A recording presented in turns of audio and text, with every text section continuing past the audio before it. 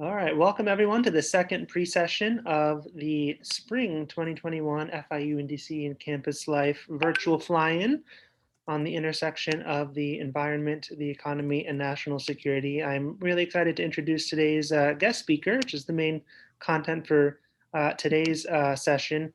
As I've mentioned, we try to hit policy in these pre-sessions, communications, and careers. Today really cycles between all three, but officially I'm labeling it as communications with our guest speaker, Ben Finzel, who is the president of RenewPR, a communications consulting firm that provides senior level advice, counsel, and outreach on strategy, messaging, media, and partnerships to the whole list of the types of organizations that exist here in DC, which, as we've been discussing, is one thing that we hope you get out of these finds, is knowing what those things are so you can engage with them, you can work for them, alliances, associations, coalitions, corporations, foundations. As an experienced Washington public affairs communicator and DC native, Ben has served as a congressional staffer, presidential appointee, and public relations agency executive. His career, the reason he's here today, has focused on energy and environment communications and policy. In senior positions at 5 communications firms, he's counseled Fortune 500 companies and major businesses, US government agencies, trade associations, consumer education campaigns, and more. In 2004, he helped launch FH Outfront, the first global LGBTQ communications practice at an international PR firm. Mentioned he was a presidential appointee. That was at the Department of Energy in the Clinton administration, where he managed the communications operation for the Office of Energy Efficiency and Renewable Energy, and supported communications activities conducted by the Secretary and Assistant Secretary of Education at the time. In the legislative branch, he's had communication staff positions for 2 Democratic members of the House of Representatives, North Carolina's Tim Valentine and New Mexico's Bill Richardson. He's also the member of the Counselors Academy of the Public Relations Society of America, National Gay and Lesbian Journalists Association, and the Capital Area Gay and Lesbian Chamber of Commerce. On the political front there, he served as a member of the Victory Campaign Board of the Gay and Lesbian Victory Fund, which gets involved in political campaigns and races. Texas Tech University graduate, got his degree in history, and there's a list here of all the schools he's guest spoken at, but most importantly, he is now guest spoken at Florida International University. So Ben, this will be mostly Q&A driven, so students, please have questions. Please use the hand raise feature so we know you have questions. Carrie and I will call on you to ask questions just to get things started. Other than the bio elements, because I've read most of them, man, can you tell us a little bit about your career, but especially as you understand what this group is all about, highlights, takeaways, specific experiences and projects as it pertains to environmental communication, and anything you would want this group to know as they become policy advocates around energy, the environment, how they can be the best communicators on those topics. Sure.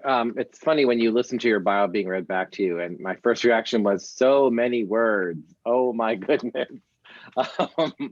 I skipped some of the words too. So. I know. Wow. I have to work on that. So anyway, yes, a DC native. People are always sort of surprised. Oh, people actually live in Washington? Really? And you can be born there? Really? So yeah, no one ever believes me. And then once they get to know me and they find out that I went to high school and college in Texas, they go, what? Because it just, if you look at me, you hear me talk, if you know me at all, you're like, how did that happen? So yeah, kind of an interesting mix, but I think super useful. My career has been all in Washington. So that's either a really good thing or just, wow, boy, you don't get out much. Or maybe a little bit of both. So Eric mentioned the highlights, the Hill, the administration, working at 5 different PR firms. I started my own firm, which you can see behind me. Go check out the website, follow us on Twitter. I started my own firm 6 years ago, and it feels like about 6 minutes ago, which is kind of weird, because 6 years is a long time. I thought what I would do is just talk about some of the public policy related things I've worked on in my career and just give you some stories. Would that be useful and interesting as like a jumping off point for you guys to ask questions? So I'll talk about a mix of stuff I did on the Hill, and then some PR campaigns that I've worked on, just to sort of through the years to give you a sense. So I graduated from college, I moved to DC, somehow I found a job on the Hill, even though I knew nobody, kind of amazing. And when I first started, I was working for a member of Congress in North Carolina, and the House was working on the Clean Air Act amendments of 1990. That shows you how old I am. And essentially this was a bill to adjust the Clean Air Act of 1970 for the modern era. Of course, it's 30 years ago, so it's not modern anymore, but, and this was essentially the government setting policy around clean air on a whole bunch of different things. And I remember I was just a little baby Hill staffer, still learning the ropes, et cetera. And there were probably, I'm not exaggerating, there were a couple hundred amendments.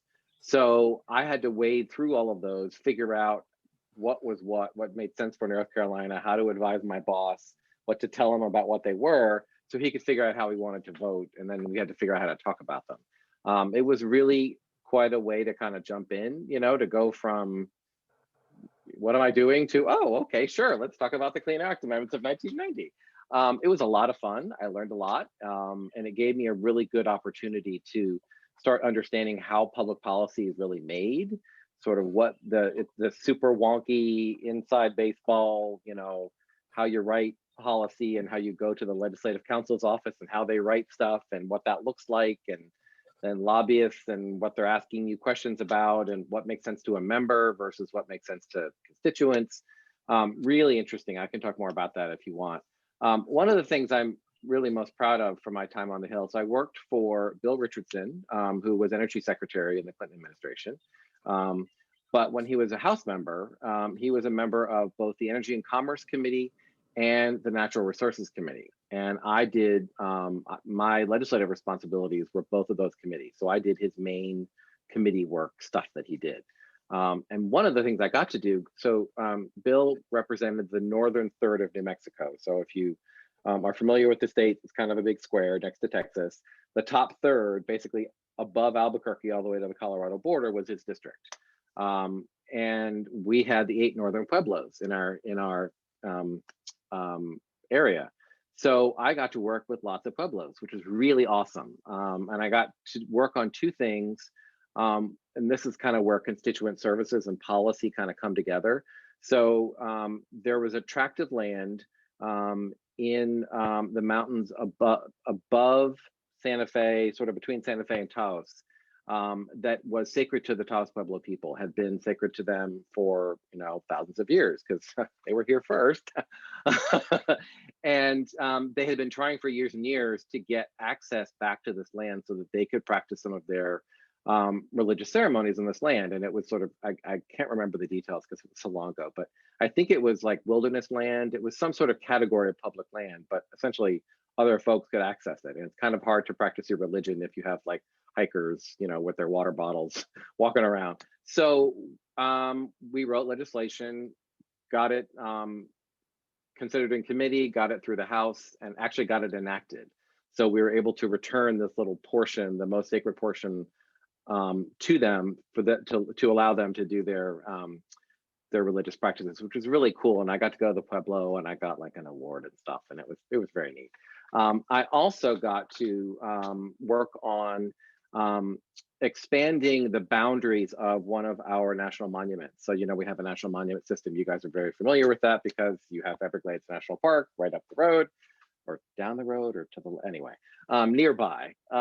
So Chaco Canyon is a native site in the northwestern corner of New Mexico, right near 4 Corners. So where New Mexico and Utah and Colorado and Arizona meet. And it was a native people that lived there and then vanished. So they lived there for a couple hundred years and then they vanished. And we don't really know why, we don't really know what happened. But it was a very advanced civilization in terms of the buildings they built and the way they lived. And we've got, because of, you know, the passage of time and where it is, a lot of it is preserved. It's really, really cool. To get there, you have to go down a dirt road. I mean, it's really neat. Even though it's part of the national park system, it's not exactly like next door. So we wrote legislation to expand the protected area around it to make it harder to do things like oil and gas drilling, which I was really proud of. got to work with lots of environmental groups and advocacy groups. That was really neat.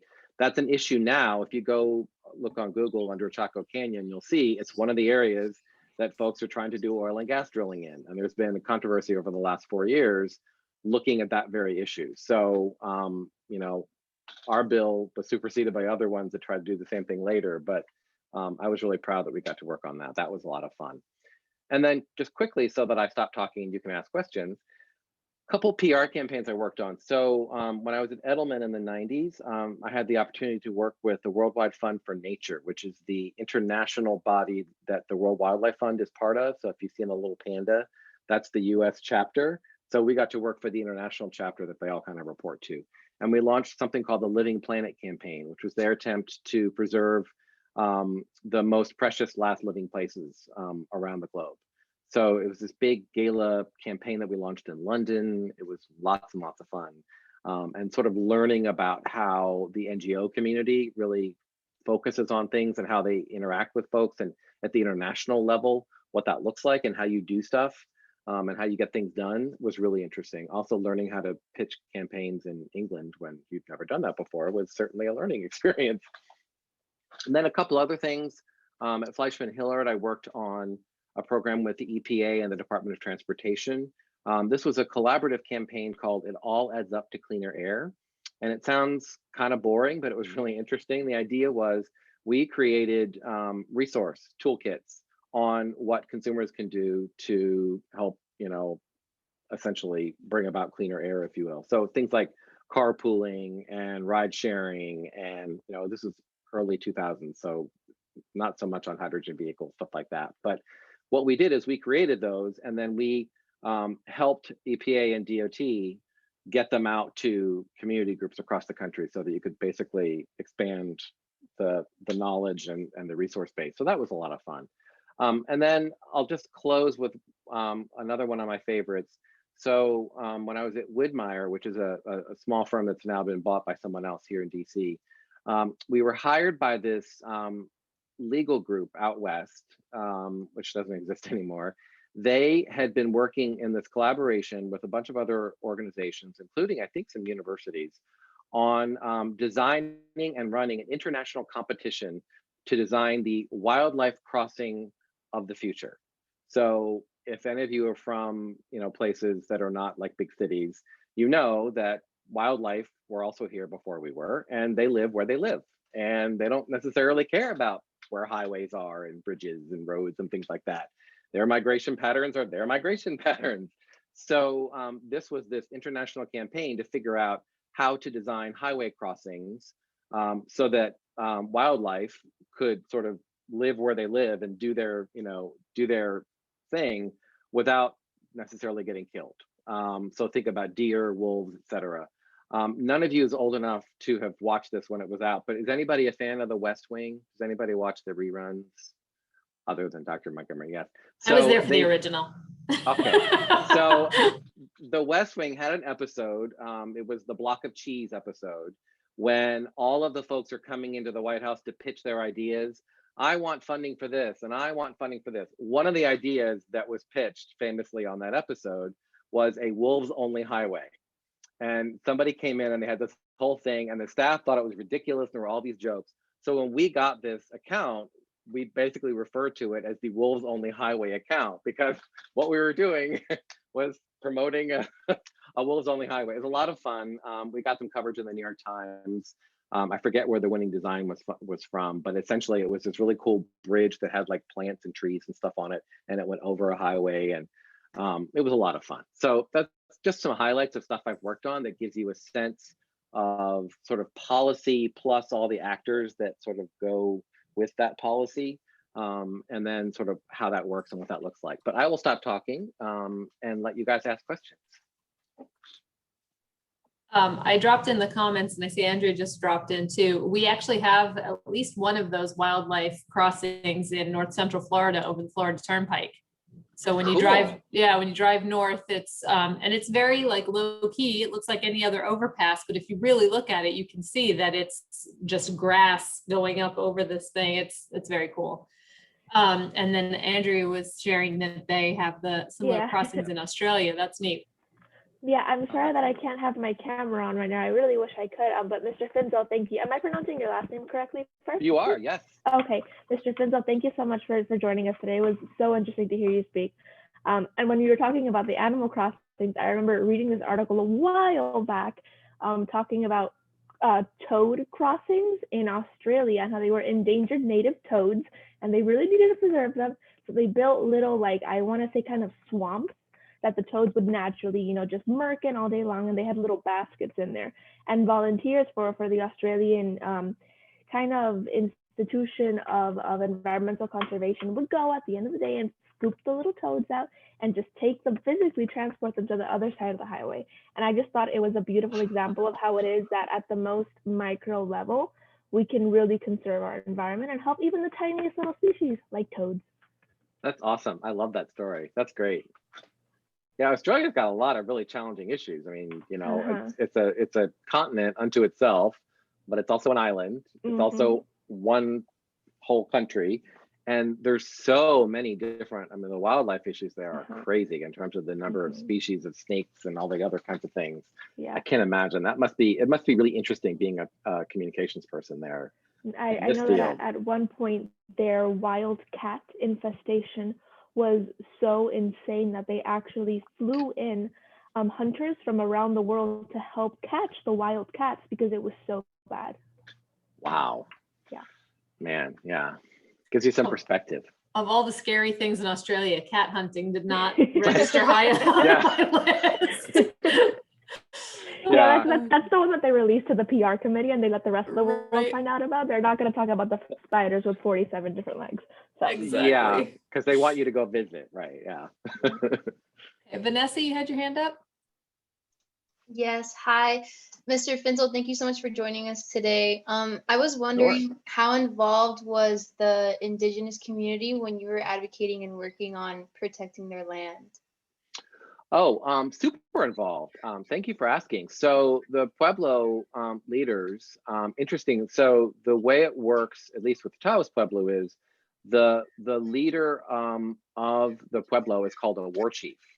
And that goes back to, so, and the war chief changes every couple of years, sort of like, our leaders change. So I remember meeting with the war chief. He would come to Washington with his staff, and we would talk about what the boundary needed to look like, the longitude and latitude and all that kind of stuff, and why it was important, and what they were hearing from people back home, and the challenges of communicating around the need to both preserve access, but also respect, the religious needs of Native populations, and sort of how you do that. New Mexico, is anybody from New Mexico or anywhere out west? No. So New Mexico is like 1/3, 1/3, 1/3, right? It's like 1/3 Anglo-ish, 1/3 Hispanic, and 1/3 Indian, Native American. So it's got a pretty good track record. It's not like this is new, like folks know kind of how to coexist, and at least in the northern part of the state, they do pretty well, with an asterisk. So it wasn't, it wasn't like impossible, but there were some challenges to sort of how you communicate about that and what you do. So we talked to them a lot. They were intimately involved in everything we did. Same with Chaco Canyon. The challenge there, of course, is it's a historical site. There's no one actually living there. And there are people who can say they descended from those peoples. They can trace their DNA back. But that was really working with 8 Northern Pueblos and other Native groups, and groups like the Archaeological Conservancy and National Parks Conservation Association, who really cared about that, because Chaco is kind of one of the jewels. It's not as well known as like Mesa Verde and other places out west, but it is one of the jewels of that period because it is so unique and so well preserved. So we worked with them a lot, which was really fun for me. My dad was a lawyer before he retired, and actually went to Wounded Knee and worked with the American Indian movement at Wounded Knee. So I kind of had this little bit of Native background. So it was cool that I got to kind of do a little bit of my own. So thanks to the Congressman, that was a lot of fun. Very cool. Kristen? Thank you. So I'm curious, in those experiences that you had working with policy and implementing those, wildlife corridors and all that, what your experience was. Like, I'm not exactly sure what your particular position was, but in that position, I'm curious, like, what your communications were with scientists, or how you worked with scientists, or what role they kind of played in that mix, that, that policy process, at least in your experience. I'm curious, like, how you communicated with them, and maybe who in particular represented kind of the science part. That's a great question. Thank you for asking it. So interestingly, my first job was for this congressman from North Carolina. So he was from a district that up against the Virginia border that had Durham, where Duke University is, which everybody knows, right? And parts of Research Triangle Park, but it also sort of went up and then went back down around. So he had some very rural areas. So, and he was from one of the rural areas. So you have, the Duke folks and all of that, and Research Triangle Park and research and science. And then you have folks who are like, I just want the highways to run and funding for, tobacco research and whatever. And he was a member of the science committee. So one of my jobs was to figure out how to explain to everyone in his district why being chairman of the subcommittee on technology and competitiveness of the House Science Committee, which takes 10 minutes to explain, was really important to them. So I started my career in that sort of space of working on science and thinking about how to talk about science in a way that will not make people fall asleep, and in a way that will make them actually understand what you're talking about. So I've worked with scientists a lot. In fact, both on the Hill, in terms of people would come in and talk to you about, legislation that needs to get done. When I was on his staff working with the House Science Committee, thinking about, committee hearings and markups and stuff like that. And then today, actually, it's interesting. I was not the best science student in college or high school, not so great. So I find that I laugh all the time that I'm doing all of this science-based communications. I mean, I have no business doing this based on my academic performance, but somehow it works. So one of the things I do now, I work on carbon capture, and I work with the Carbon Capture Coalition. So carbon capture is essentially the process of figuring out how to take carbon emissions from industrial processes out of either the air once they've already escaped, or right at the end of like a smokestack, for example, right? So super science-based. We talk about things like amines and sorbents and all kinds of stuff. And I'm I was interested in studying that with the algae. That was one of the reasons I was really interested in algae. Right. So Cool. I'm working with scientists now in terms of figuring out how to talk about these issues in a way that's going to be helpful, and that's going to help a reporter understand something without just killing them with a whole lot of data. So I work with a couple of the NGOs who have scientists on staff. In fact, I was doing that today to answer a question about a new study that's coming out on carbon capture and figuring out who could respond to it and which scientists. So a lot is focused on that. And the challenge really is how you kind of get to the place of being able to talk about science without losing your audience. Because reporters, they like scientists, sure, but it's also kind of like, fall asleep time, because it's not sexy or exciting, and sometimes it's kind of confusing, and it takes complete sentences and paragraphs to explain. You can't put it in a bumper sticker, And their concern is with keeping attention, not losing it. Right, exactly. And sometimes, right, because science is what it is, there aren't really easy answers. Sometimes it's kind of like, well, there's this, but then it could be this, but then we're also not, sort of like with COVID-19 and the vaccine, we know what we know, but there's a whole lot we don't know. So that's really a challenge. So one of the things I've been really focused on is thinking about how to make that compelling for folks, and how to sort of get to the place where you can have that conversation and still keep people's attention. And that's a sort of an ongoing thing. Yeah, it's almost like trying to communicate like uncertainty while still persuading, Exactly, So, right. Yeah, because you can be certain about some things, but you're not going to say absolutely 100% this is going to happen, because we just don't know. Yeah. That's kind of why we have science. Thank you. That's a really helpful answer. And sorry if it seems like kind of a vague or like an obvious question, but yeah, so then that was like the people that you're working with were like from NGOs and from universities and things like that, right? If I understand right. Okay. Yeah. Cool. Yeah. I don't work with the universities as much Okay. right now, but I have in the past, certainly. Yeah. Okay, gotcha. Thank you so much. Sure. Excellent. Okay, Marcelo, I think you were next. And everybody put it in the comments. Don't forget to introduce yourselves and tell, what your Oh, I'd love that. area of study is and Yeah. that kind of thing, because Ben doesn't have any idea who y'all are. True. It's always interesting to see where people are from and what they're interested in, what they're studying and stuff. All right. Hi, I am Marcelo. I'm an environmental studies student, and I'm very interested in the environment, if you couldn't tell. I'm also a member of the Sunrise Movement, which I don't know if you've heard of them, but they're a movement that's trying to stop climate change while also generating a bunch of new jobs for people in the process, which is like part of the reason why I was super interested in this whole fly-in. But I wanted to ask you about when it comes to getting policy passed on a national and also in a local level, how do you think we can best, like as communicators, how we can best get people with different political backgrounds to come together to try to support the environmental movement and get behind policies that may seem uncomfortable or like something that they wouldn't want normally, how to like get past that in order to see the big picture behind it? So it's a great question. Thank you for asking it. I think, there's lots of different ways to do that. I think one of the things that I think about is to talk about what's possible as opposed to, what if only we could do this X, Y, Z, right? That doesn't really help. If it's some sort of thing off in the future that we don't have this or we don't have that, people kind of tune out, right? They don't want to do something hard. They want to do something easy. So if you can talk about what's possible and you can talk about demystifying some of the things that seem really scary. I mean, I started working on renewables in like 2000. And then people were like, wind turbines, I've never seen one. I don't know what that is. It's a turbine, if you're in Texas. They didn't know what a solar panel was. Hydrogen, forget it, all these other things. And it felt very sort of far off.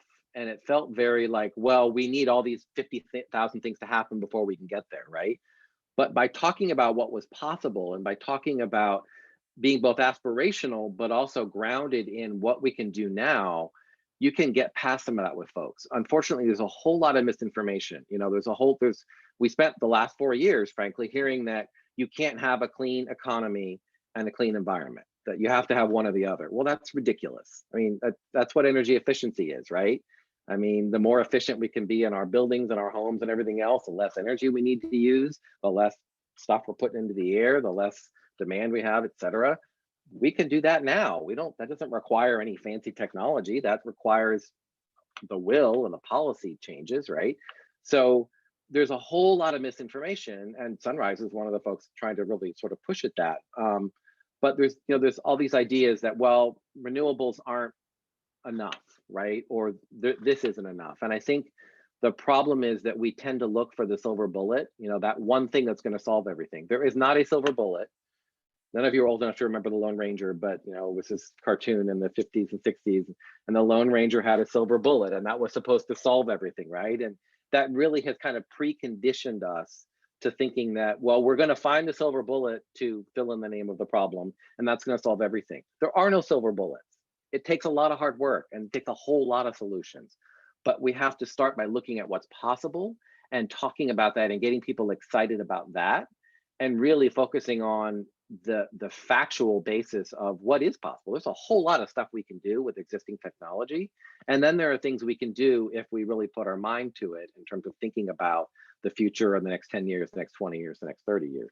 And then if you put that in the context of, climate change and what we have to do in terms of mid-century climate goals, et cetera, that's where it gets a little tricky, because there's this whole sort of concept of, fear-based communications versus aspirational versus reality versus, and some folks don't react well to, we're all going to be burned to a crisp in 30 years, well, that's 30 years from now, I don't care, I'll be dead, or that's 30 years, we'll fix it later, or you're just making that up, that's not true, right? Some people really do respond to that, oh my God, like, let's get moving now, but you have to sort of figure out a mix between that fear-based, which I don't tend to think works, and sort of reality-based, and also aspirational.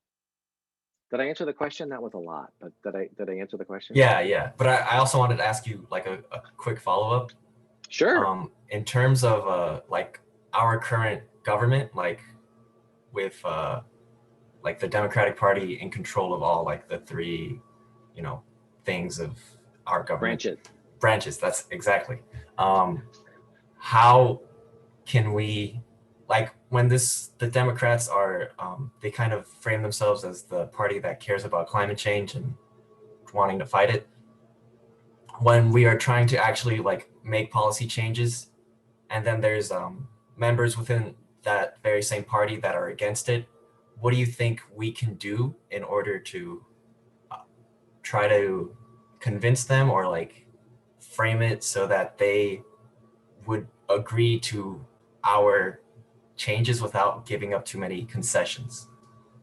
So I'll put my Democrat hat on for a minute, and the first thing I'll say is we need to elect more Democrats, because there are some folks who are Democrats who represent places that aren't necessarily that democratic. I mean, like Joe Manchin, for example. If you get rid of Joe Manchin, you're not going to get AOC, right? AOC is not going to get elected in West Virginia. So you can have Joe Manchin and have him there as a Democrat and work with him as you can, or you can have a Republican. So that's the truth, right? But we can elect more Democrats in other places so that people like, Joe or others that maybe we don't like as much on certain policy issues are not the be all and end all around those things because we have more Democrats, right? So that's one way. The second way, and this is going to sound so stupid and you're going to be like, oh my God, but talk to your elected officials, right? I mean, particularly you guys, if you have the ability of talking to folks in Miami because you go to school there, but also if you're not from Miami and you live somewhere else, you can talk to elected officials where you're from, right? So, and those things are really important. And I know people always say that, and they're like, what does one voice matter, et cetera. I worked on the Hill, granted it was 9 billion years ago and the world has changed, but hearing from constituents is why they're in office. So, hearing from them, if it's a letter, if it's a call, if it's going to office time when they're visiting the district, that makes a difference. That literally is how things change. And the more they hear from folks, I mean, they literally keep track of how many calls they've gotten, right, on a topic, how many letters they've gotten, et cetera.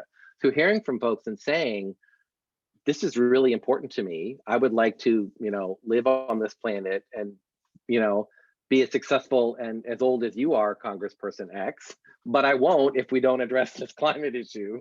So please fix it. Stuff like that is super useful. So that's really important as well. And then the other thing is thinking about how to work in coalition. That's the way that stuff gets done. And it gets done in coalition when two different ways. One, when it's just such an unstoppable force and just so sort of widely accepted that people just have to do it. And the other way is when folks think about how to work with people who maybe they don't agree with on everything, right? And those interesting, so the carbon capture work that I do is a good example of that. That coalition is the Nature Conservancy and National Wildlife Federation, and it's also oil companies, which I wouldn't normally work with on my own, right? Like I don't typically accept client work from certain kinds of companies. It's just not what I do. But these guys are working together on the same page at the same time on the same issue, trying to advance climate policy around carbon capture. That's awesome. And that gets done because they're able to bring the different sides together. And even though it's super polarized, in the last 4 years, we're like a hell on earth. Well, speaking as a Democrat, sorry if you're not. That still is is the way things get done. And the more we can find ways to work together legitimately and genuinely, authentically, the more stuff we're going to get done. That was really long, and I'm sorry I got on my soapbox. Did that help? Yes. Thank you. I appreciate it. Mr. Finzel, I actually had a follow-up. Oh, sorry, Carrie. No, that's okay. I was just going to say, we're going to go back to Vanessa and then Shireen and then Carlos. Okay. I had a follow-up question to what you were talking about the Indigenous group. I was wondering if you would be willing to speak a little bit about what challenges arose and how you were able to like maneuver them, and yeah. You mean the legislation when I was working in Congress? Yeah. So the challenges really were the interesting. Chaco Canyon wasn't really that hard. Folks kind of got that we should expand the area of protection around it. There wasn't as much of a focus on oil and gas drilling at the time. This was 20 some years ago. So that one wasn't as hard, if I remember correctly. That was a little bit more of just, there's 5,000 things happening on the Hill. How does this one tiny little thing, how do we get enough attention to get it done, right? The Taos Pueblo piece was a little bit more challenging because this is a land issue, right? And you guys all know, issues around land use and access to land are super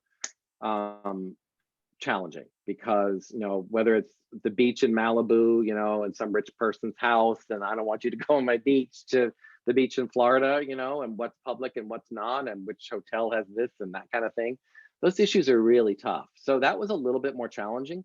What we did was worked with the Native folks who and made the case for sort of understanding, respecting their community and respecting their heritage and respecting their religion. And also, it helped that, so Bill Richardson is, his dad was Anglo, his mom is Hispanic. And, he's fluent Spanish speaker. He presents as a Hispanic looking person.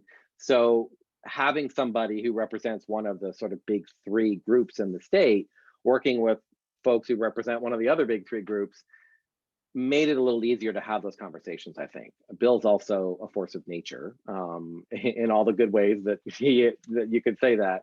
So it's kind of hard to disagree with Bill, right? Because he was like, we have to get this done.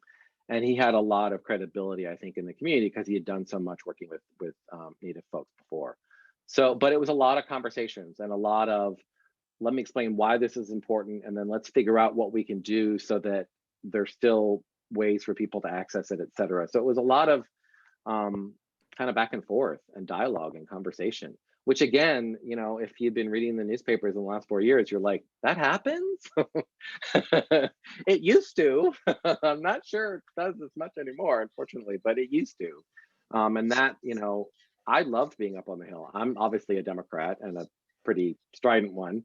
But I worked with Republicans all the time. And back then you could have an actual conversation with folks, and that's the way it should be, right? We should be able to be human with each other and talk to each other and figure out ways to get stuff done that address everyone's concerns. But that was hard. Yeah, I'm just always curious to know how that goes, like how when people work like that, like the work that you just talked about. Because I mean, just given the long history of oppression with Indigenous groups, it can be really hard to build trust, especially when there aren't people that are representing them. So yeah, thank you so much for your answer. I'm super hopeful that Secretary Holland is going to change things. I mean, finally, I can't believe it took us, 240 whatever years to get a Native person in the cabinet, but finally we have an actual Native person in the cabinet and at the Interior Department. I am thrilled, and I just can't wait to see what she does. And I hope that she gets a lot accomplished. I hope we will let her get stuff accomplished, that we don't stand in her way. Thank you so much. Sure. I see all these hands. I have to stop talking so much. Who's next? I think it's my turn. Okay. Hi, my name is Shireen. I'm a master's student. I'm getting my master's in international relations and Chinese studies. And I have a background in biology and environmental science before I changed to this, take this road. But yeah, so my question to you is also actually about the Indigenous group, and I am very thrilled that you mentioned about Representative Hallett and how she's now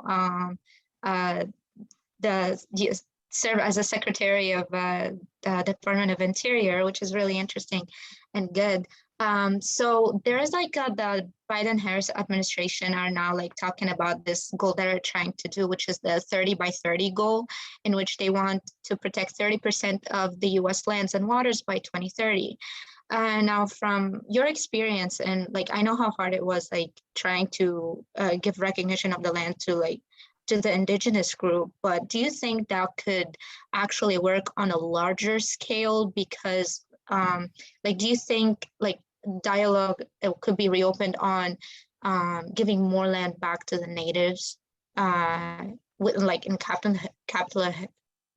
Hill? Do you think it's possible?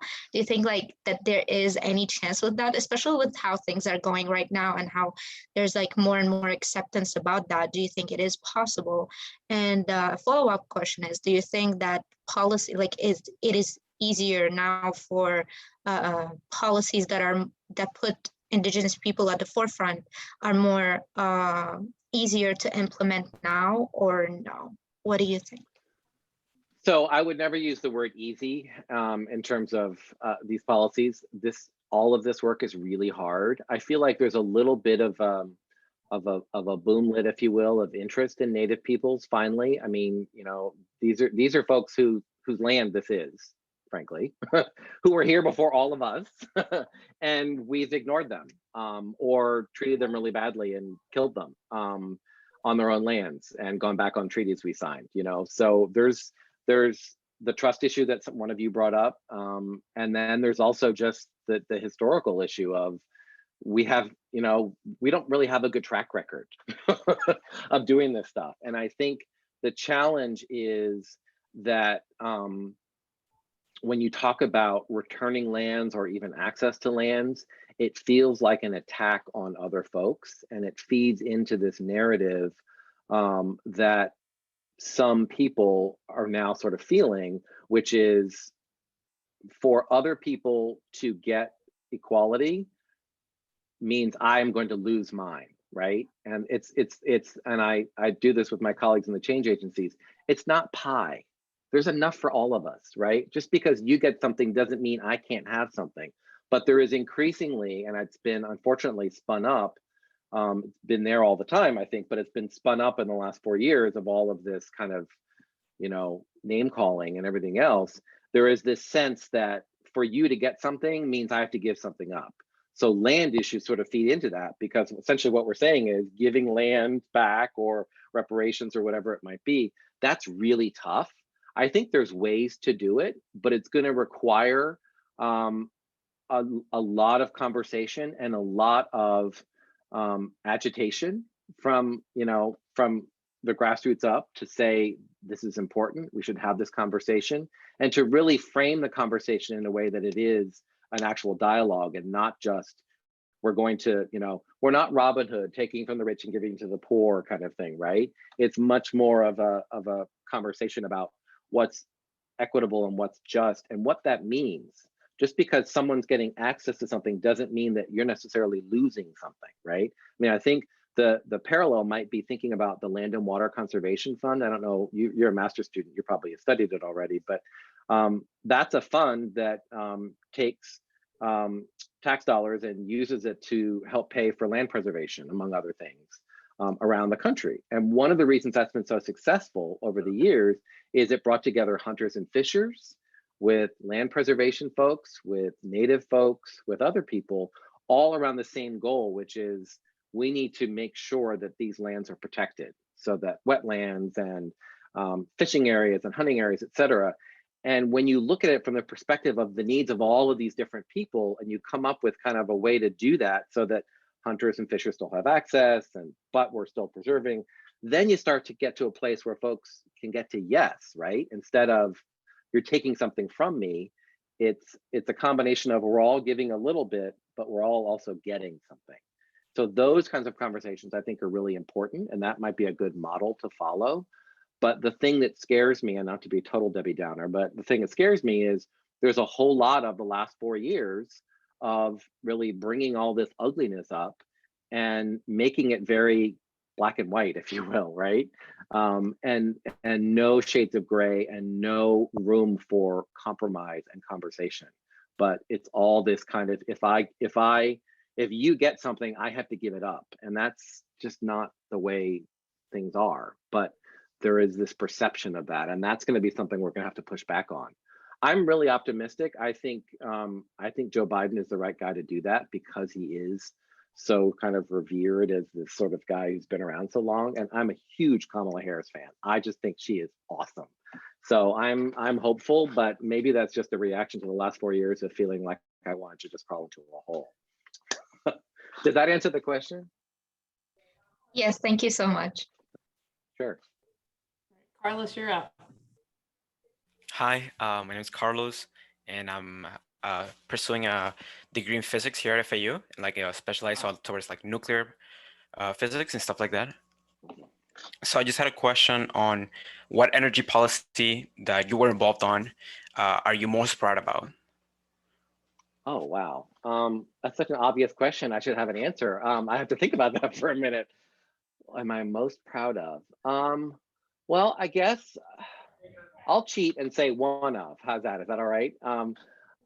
I would say I worked with the wind energy industry for five and a half years, from like 2001 through 2006, and really worked with them when they went from a place of what to, oh yeah, wind, yeah, that sounds cool, that's really interesting. And the work that I got to do with the industry, and thinking about how to communicate about a technology that isn't necessarily here yet, but that could be, that was a lot of fun. And I'm really proud of what we were able to accomplish. And the things I worked on then and some of the tactics and strategies that we came up with together then are things I still use today. So I would say probably that's one of the ones I'm most proud of. Thank you very much. Sure, and that's so cool that you're studying physics. I got a D in physics in high school, just FYI. Not my thing. I did not attempt physics. Yeah, my mother was like, you should take AP physics. I was like, okay, why? Yeah, so I did, and now we know what happened. Yeah, anyway. Diana, go ahead. Hi, how are you? My name's Diana. I'm studying international relations and philosophy. I'm a current senior at FIU. Thank you so much for your presentation. I was previously working with Congresswoman Shalila in her district office. So just hearing your work with constituent service is something that really resonated with me, and I appreciate you touching on the importance of that.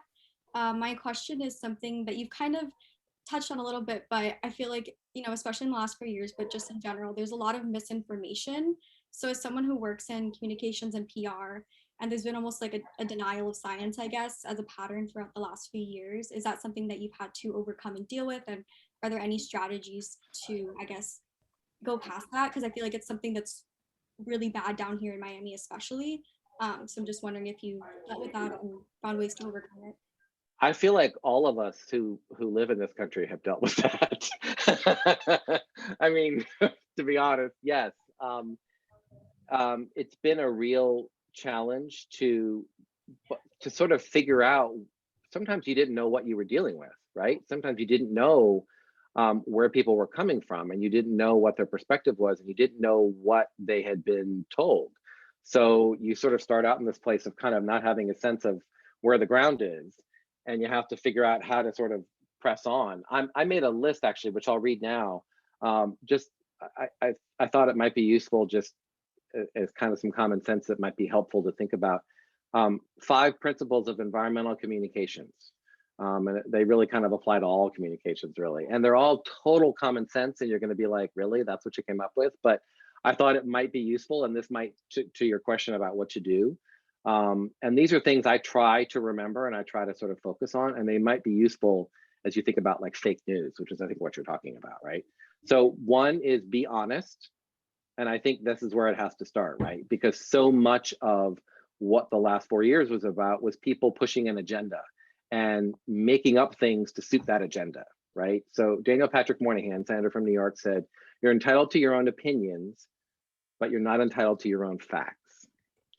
So thinking about, and I hope I said that right, I may have paraphrased that incorrectly, but close enough. Look it up on Google and before you use it.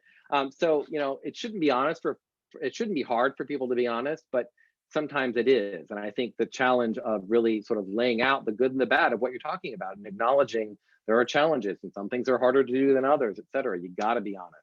Second one is you have to be factual, sticking to the facts, you know, and getting there and really putting that front and center and talking about that and not being afraid to say science, not being afraid to talk about research, not being afraid to talk about these things. And, you know, when people push back, again, common sense, but really important.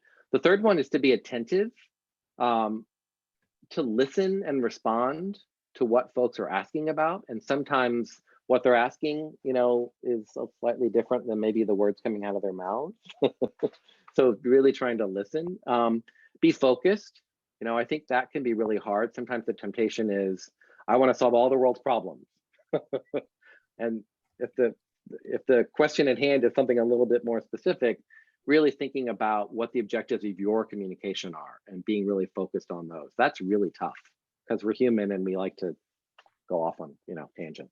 And then the last one is be clear and help other people understand the issue, the topic, the challenge that you're addressing. And I think sometimes that's really hard for folks, either because things are complex. We talked about science before, and how do you turn something that is, you know, a 12-page executive summary into a sentence that someone can understand. But also sometimes I think, back to your point, folks deliberately were not clear because they wanted to muddy the water and they were trying to get, you know, their point of view across. So they would just sort of lie or skip some things or not be totally honest, right? And not acknowledge things. So those are just a couple principles I thought might be useful. But look, this is tough. And I think what it's going to take is people being really, really straightforward, calling stuff out when they see it, acknowledging and addressing where we've been and where we are now and what's happening, and trying to have as much integrity as possible about going forward. You know, we all have to kind of just own up to that and call it out and not let folks get away with stuff. But that's tough.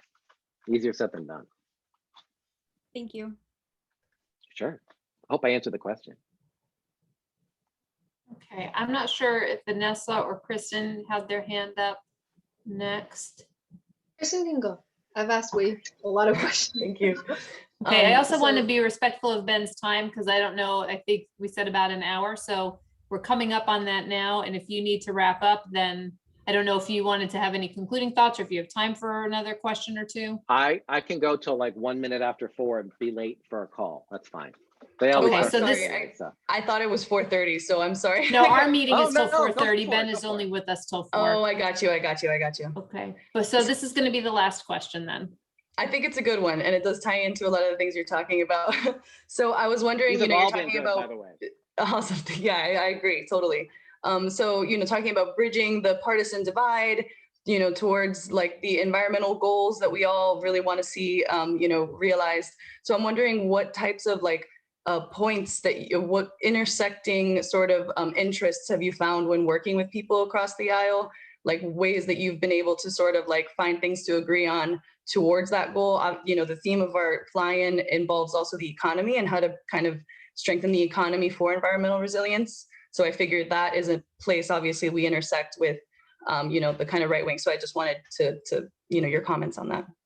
So I think, I wrote this down in my notes. I said, I believe that intersectionality is already a reality in communications, and the more we can do to enable it, the better. And that's why I'm doing the change agencies, which is this network of folks I'm working with. It's my attempt to do that. What I mean by that is this notion that we are all kind of in this together and that all of these things are interrelated. I think it came from a place of, you know, people will say woke in a sort of horrible, demeaning sort of way. Maybe it came from there, but it's really evolved into this notion that, wow, this is a melting pot of a whole bunch of different cultures. And we've all been through a lot, and we have a lot more in common than we might remember from the last 4 years. So let's figure out what those things are, and let's figure out how we can get back to a place where we can actually work together and respect each other and respect each other's differences. I think the economic piece is really important because for those folks who, you know, aren't so worried about burning to a crisp in 30 years, that part doesn't get to them. And I'm being facetious. That sounds horrible. I shouldn't be making light of it. But for those folks that the climate piece just is not enough of a concerned for them. Like, go to Miami and watch the tides rolling in. But anyway,